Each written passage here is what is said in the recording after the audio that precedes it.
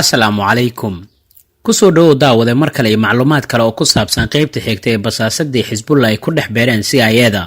qaybtii hore waxaan filayaa inaad ku ogaateen macluumaadyo kooban. warbixintaani waxaa qoray Majdi Kaamil waxaana tarjumay Kamaal Axmed Cali. waan kaaga mahadcelinayaa la socoshada qaybaha kala duwan ee macluumaadyadan halkan kusoo bandhigo. qaybtaana waxay ku bilaabanaysaa waraaqo intii dacwadda ay socotay si qarsoodi ah looga helay maxkamadda dacwaddan qaadaysa ayaa waxay sheegtay in Nadda ay dalka Mareykanka markii ugu horreysay ay kusoo gashay dalkugal waxbarasho ah sanadkii 1989 waxaana ay ka tagtay magaalada caasimadda oo ah dalka Lubnaan, laakiin dalkeeda dib uguma aysan noqon markii ay dhacday muddadii dalku joogga ay ku ahayd waxbarashadana ay u joogtay dalka Mareykanka. balse si ay u hesho deganaanshaha Mareykanka ee green cardka loo yaqaano ayaa waxa ay guursatay oo guur beena ay la gashay nin u dhashay dalka Mareykanka oo lagu magacaabo Chris. Nadda waxay shaqo mudalabnimo ay ka bilowday hotel lagu magacaabo Lashish Kabob qaybtiisa ku taallay magaaladii ay deganayd. hoteelkani waa mid laan ka tirsan hoteelada caanka ah ee sameeya cuntada shiish kabaabka loo yaqaano, waxaana maamulo ka ahayd Nadda walaasheed oo uu qabay dalaal lagu magacaabo Khaliil Shaaheen oo ah nin iska leh hodheelada Lashish Kabob oo aad looga yaqaano gudaha dalkaasi. Shaaheen Nadda dumaashigeed waxaa bartilmaameed u noqday waaxda dambi baarista Mareykanka ee FBI kadib markii ay ku tuhmeen in lacaga malaayiin dollar ah oo hoteelada uu ka faa'iido uu u xawilo hay-ad samafal oo uu leeyahay ururka Xisbullah ee ka dhisan dalka Lubnaan. sanadkii 2002 ayaa Shaaheen waxa uu u safray dalka Lubnaan si uga qayb galo xaflad qaaraan aruurin ahayd, waxaana uu hareer fariistay Maxamed Xuseen Fadlullah oo ahaa sheekh marjac u ahaa shiicada Lubnaan. sanadkii 1983 qaraxii saldhigga ciidamada badda ee Mareykanku ay ku lahaayeen magaalada Beirut ee xarunta dalka Lubnaan kadib ayaa uu Mareykanka Sheekh Fadlullah waxa uu ku daray liiska waxay ugu yeereen argagixisada. xafladan labadii qof ee ugu mudnaa dadkii muhiimka ahaa ee ka qudbeeyay waxay ahaayeen Shaaheen iyo sidoo kale Sheekh Fadlullah. intii xafladda ay socotayna waxaa la arkayay labada nin oo sheeko gaar ah ay dhex maraysay. FBI-da oo daba socotay baaritaanada la xiriira shakiga ay ka qaadeen xiriirka Shaaheen iyo Xisbullah ayaa waxa ay sababtay in maalin maalmaha ka mid ah ay ciidamada sida gaarka u tababaran ee FBI-da ay xoog ay ku galaan guriga Shaaheen. baaristii guriga waxyaabihii FBI-da ay ku soo heshayna waxaa ka mid ahaa sawir weyn oo guriga yaalay. waxaa sawirkaasi ku wada jira Shaaheen iyo xaaskiisa Alfayd Al-Acwar oo ah gabadha aynu hore u soo sheegnay inay walaalo ay yihiin Nadda. lamaanahani markii ay sawirkaani ay galayeen waxa ay hortaagnaayeen saldhig ciidan oo uu leeyahay Xisbullah. goobta saldhigani uu ku yaalo waxay u ekeed jiidda hore ee ciidamada Xisbullah ay kaga jiraan dagaalkii xisbiga iyo Israa'iil. weliba Shaaheen iyo xaaskiisu waxa ay si gaar ah u hoostaagnaayeen calanka xisbiga ee huruudda midabkiisa uu yahay. baaritaankani ka hor oo ahaa sanadkii 2006 ayaa Alfayd Al-Acwar waxaa lagu soo oogay dacwad lagu eedeeyay inaanay bixin canshuurtii runta ahayd ee ku waajibtay. markii maxkamadda la geeyeyna maba aysan qarsan oo si buuxda ayaa waxay ugu horqiratay garsoorka. Shaaheen oo saaxiibkeed ah isna waxaa raadinaya garsoorka maxkamadda oo asna waxa uu ugu eedeysnaa in argagixiso waxay ugu yeereen uu xiriir uu la leeyahay, laakiin waa ay ka waayeen gurigiisii iyo meheradiisii ganacsiba. kadib ayaa maxkamaddu waxa ay soo saartay warqad ay ku baafinayso sida ku cad dokumentiyada baarista ee FBI-da. Shaaheenna markan waxa uu ku maqnaa dalalka bariga dhexe meel ka tirsan. si kastaba ahaatee qareenkiisii ayaa maxkamadda waxa uu hor yimid, waxaana Shaaheen uu si adag ugu difaacay eedaha loo jeediyay oo ah inuu wax xiriir ah la leeyahay waxay ugu yeereen argagixiso. Nadda markii dambe ee maxkamadda la saaray waxa iyada ay qiratay inay jinsiyadda Mareykanka ay ku heshay hab aan sharciga waafaqsaneyn iyo in markii ay ka shaqeynaysa xafiiska baaritaanada ee FBI-da ay heshay xogo aad sir oo ahaa oo la xiriirtay Xisbullah kadibna ay u gudbisay iyaga.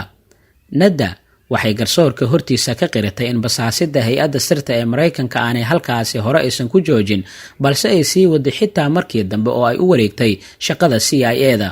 oo sidii hore si lamid ah ayaa waxay u heli jirtay xogo aad sir u ahaa waxaanay u gudbinaysay Xisbullah.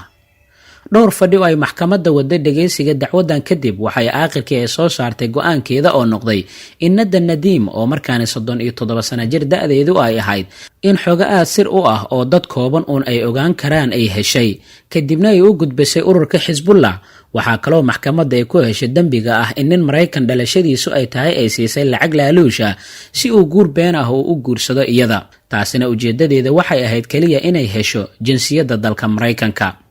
sidoo kale maxkamadda waxaa Nadda ay ku heshay dembi kale oo ahaa in sababta ay jinsiyadda Maraykanka u doonaysa inay ahayd khiyaano iyo inay shaqo ay ka hesho hay-adda sirdoonka ee Maraykanka. maxkamaddu waxay caddaysay in Nadda ujeeddada ay ka lahayd helitaanka jinsiyadda Maraykanku inay ahayd kaliya inay hesho hab ay kaga mid noqon karaysa basaasiinta wakaaladda sirdoonka ee Maraykanka ee CIA-da iyo FBI-da, waana ay ku guulaysatay qorshahaasi. warmurtiyadeed ay wasaaradda garsoorka ee dalka Maraykanku ay ka soo saartay Nadda waxay ku sheegtay in ganacsadaha asalkiisa reer Lubnaan uu yahay ee Khaliil Shaaheen oo qabay Nadda walaasheed uu Nadda aad uga caawiyay shaqada basaasidda ee ay Maraykanka gudihiisa ay ka waday. Shaaheen waxaa ilaa iminka raadinaya garsoorka dalka Maraykanka oo ku haysta dacwado la xiriira in canshuurta dalkaasi si habsami ah uusan u bixin iyo sidoo kale inuu dalka qalqal uu ka waday, taasoo qalqal gelin karaysa ammaanka isla markaana laaluush uu ku bixiyo waxyaabo badan. dowladda Maraykanku waxay iyadana ay aaminsan tahay in Shaaheen iyo xaaskiisa oo weli la raadinayo inay ku nool yihiin dalka Lubnaan, gaar ahaan guriga Sheekh Maxamed Xuseen Fadlullah oo dalka Maraykanku uu aqoonsan yahay inuu yahay argagixiye caalami ah. Koongareeska dalka Maraykanka ayaa ay gaartay arrinta basaasnimada Nadda iyo xiriirka qoyskeeda oo walaasheed iyo Shaaheen ahi ay la lahaayeen Xisbullah intii Koongareeska Maraykanku uu ku howlanaa qorshe uu doonayo inuu baaris uu ku sameeyo warka sheegaya in Nadda u shaqaynaysa ururka Xisbullah. waxaa mar kaliya soo baxay war kale oo yaab leh. gabar lagu magacaabo Laura oo ahayd xaaska uu markaasi qabay Chris oo ahaa ninkii sanadkii 1993 guurka been abuurka ahaa ee guursatay Nadda ayaa hadashay oo caddaysay inay wax ka og tahay sheekada guurkii dhex martay saygeeda oo ay isqabaan iyo basaasada la qabtay ee Nadda. waxay sheegtay in Nadda ay ka baxday heshiiskan oo ay qiyaamaysay Chris waayo ma aysan wada bixin lacagtii ay ku heshiiyeen inay bixiso marka guurkooda uu dhammaystirmo oo jinsiyadda la siiyo kadib. xaaskan dambe ee Chris waxa ay sheegtay in odaygeeda xilligaasi uu guurka beenta ahaa uu guursada Nadda da'diisa inay ahayd 24 sano oo kaliya, shaqana uusan haynin. waxa uu ku noolaa guri dhaqaale xumo badani ay ka jirto. mid ka mid ah saaxiibadii ayaa baray gabadhan Lubnaaniyadda ah ee Nadda lagu magacaabo oo ka codsaday in uu guursado, iyada oo weliba ballan qaaday inay laaluush siin doonto haddii uu guursado oo guurkaasi sabab uu u noqdo in jinsiyadda Maraykanka ay qaadato.